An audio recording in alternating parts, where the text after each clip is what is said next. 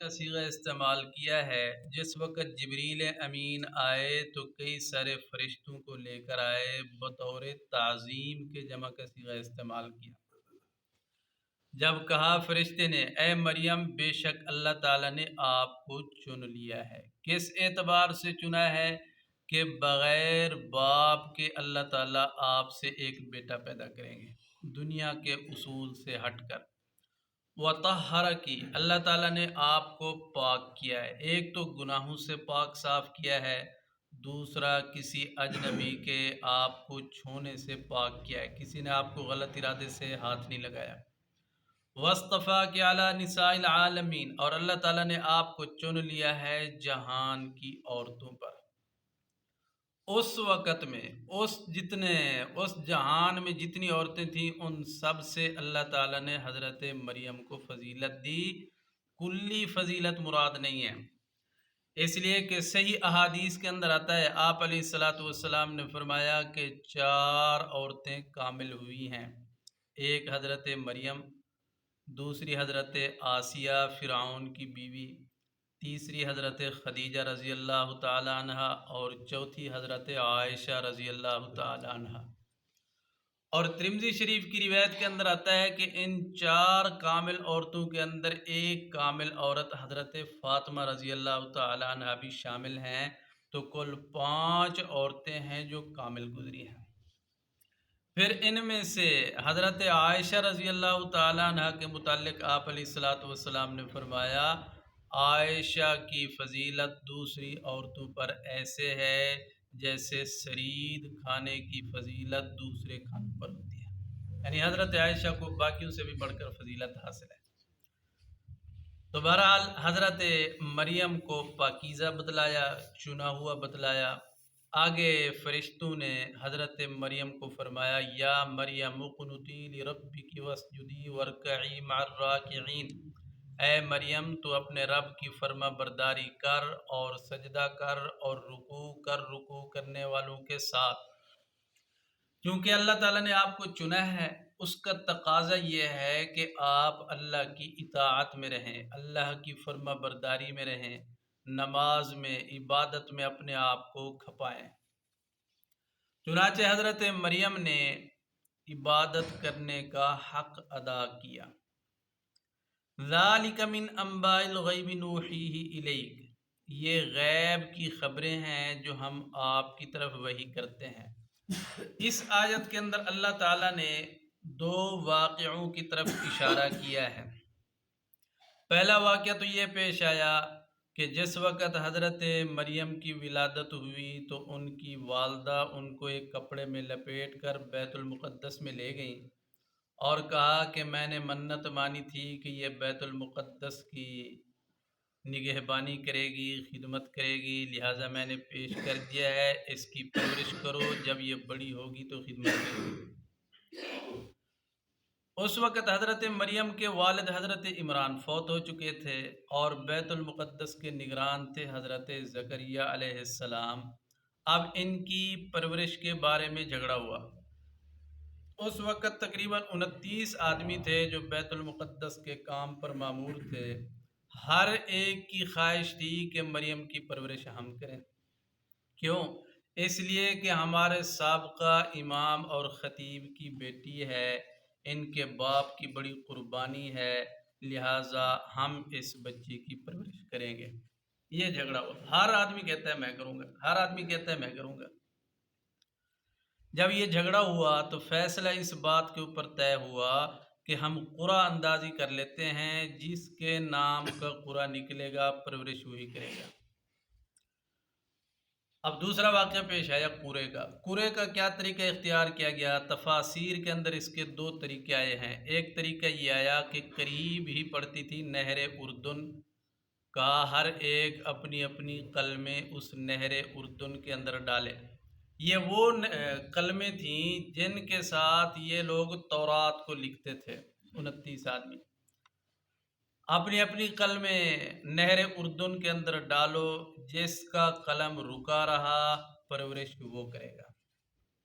سب نے قلمیں ڈالی، حضرت زکریا علیہ السلام کی قلم ٹھہر گئی۔ ایک طریقہ یہ لکھا ہے۔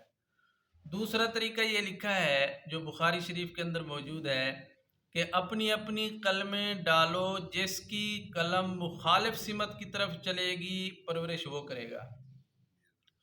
عموماً یہ ہوتا ہے کہ جس طرف پانی کا بہاؤ ہوتا ہے چیز ادھر بہہ کے جاتی ہے، لیکن یہاں پر یہ تھا کہ جدھر سے پانی آ رہا ہے اس طرف جس کی قلم جائے گی پرورش وہ کرے گا۔ جب قلمیں سب نے ڈالیں تو حضرت زکریا علیہ السلام کی قلم جو تھی وہ پانی کی مخالف سمت کی طرف چلنے لگی، اس لیے پرورش ان کے حصے میں آئی۔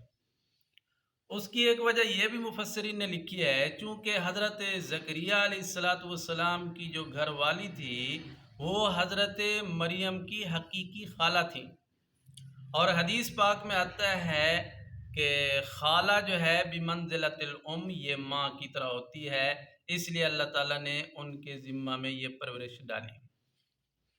ذالک من انباء الغیب نوحیہ الیک، اللہ تعالیٰ فرماتے ہیں یہ غیب کی خبریں ہیں جو ہم نے آپ کی طرف وحی کی۔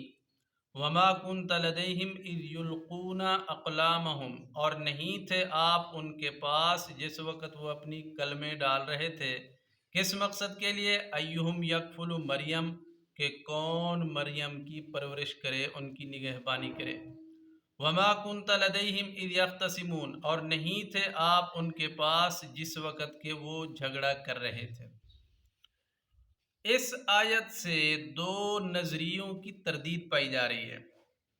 آج کل کچھ لوگوں کا نظریہ یہ بن چکا ہے کہ آپ علیہ السلام عالم الغیب ہیں، کائنات کی ذرہ ذرہ کو جانتے ہیں، ایک نظریہ یہ بن چکا ہے۔ دوسرا نظریہ یہ بن چکا ہے کہ آپ علیہ السلام حاضر و ناظر ہیں، ہر جگہ موجود ہیں اور ہر ایک کی سنتے ہیں، اس لیے کچھ لوگ کہتے ہیں دم بدم پڑھو درود کے حضور بھی ہیں یہاں موجود، ہر جگہ حضور موجود ہے۔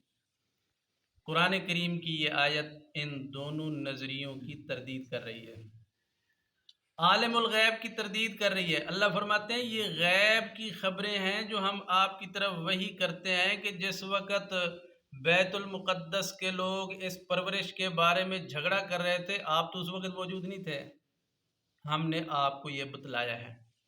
جو عالم الغیب ہوتا ہے اس کو بتلانا نہیں پڑتا کہ یہ یوں ہوا یہ یوں ہوا، اس کو بتلانا نہیں پڑتا، اس کو پہلے معلوم ہوتا ہے۔ تو اس سے تردید کر دی آپ علیہ السلام عالم الغیب نہیں ہیں، ہر چیز نہیں جانتے، جو اللہ تعالیٰ آپ کو بتلاتے ہیں وہ بتاتے ہیں۔ حاضر ناظر کی بھی تردید کر دی، وہ کس طریقے سے؟ کہا کہ جس وقت وہ کلمے ڈال رہے تھے اس وقت وہاں پر آپ موجود نہیں تھے۔ جو حاضر ناظر ہوتا ہے وہ تو ہر جگہ موجود ہوتا ہے، جبکہ قرآن کہتا ہے کہ جس وقت وہ کلمے ڈال رہے تھے اس وقت آپ موجود نہیں تھے۔ معلوم ہوا کہ آپ حاضر ناظر نہیں ہیں۔ عالم الغیب ہونا، حاضر ناظر ہونا یہ صرف اللہ تعالیٰ کی صفت ہے، باقی اللہ تعالیٰ نے آپ کو علم کمال کا دیا، اس میں کوئی انکار نہیں ہے، کوئی شک نہیں ہے۔ اور ساتھ ساتھ اس آیت کے ذریعے سے آپ علیہ السلام کی ختم نبوت کو، آپ کی رسالت اور نبوت کو بھی ثابت کیا جا رہا ہے۔ وہ کیسے؟ کہ غیب کی خبریں، یہ وحی جو ہے وہ صاحب شریعت نبوت کے اوپر آتی ہے۔ آپ علیہ السلام اللہ کے نبی ہیں تب تو یہ خبریں بتا رہے ہیں، تب تو یہ وحی کی باتیں بتا رہے ہیں۔ غیر کے اوپر تو وحی نازل نہیں ہوا کرتی، صرف نبی کے اوپر نازل ہوا کرتی ہے۔ جس وقت یہ واقعہ پیش آیا اس وقت حضور موجود نہیں تھے اور یہ وحی آپ کے پاس آ رہی ہے، معلوم ہوا کہ آپ اللہ کے نبی ہیں، آپ کے اوپر ایمان لے آؤ۔ اسی کو کہا ذالک من انباء الغیب نوحیہ الیک، یہ غیب کی خبریں ہیں جو ہم نے آپ کی طرف وحی کی ہیں۔ وما کنت لدیہم اذ یلقون اقلامہم ایہم یکفل مریم، اور نہیں تھے آپ ان کے پاس جس وقت وہ اپنی قلمیں ڈال رہے تھے کہ کون مریم کی پرورش کرے۔ وما کنت لدیہم اذ یختصمون، اور نہیں تھے آپ ان کے پاس جس وقت کہ وہ آپس میں جھگڑا کر رہے تھے۔ ان آیات میں حضرت مریم کا ذکر آیا ہے، اگلی آیت سے باقاعدہ حضرت عیسیٰ علیہ السلام کا ذکر آ رہا ہے، وہ انشاءاللہ ہم کل کے درس میں پڑھیں گے۔ دعا ہے اللہ پاک سے اللہ پاک قرآن کریم کی تعلیمات پر عمل کرنے کی توفیق عطا فرمائے۔ آمین، وآخر دعوانا ان الحمد للہ رب العالمین۔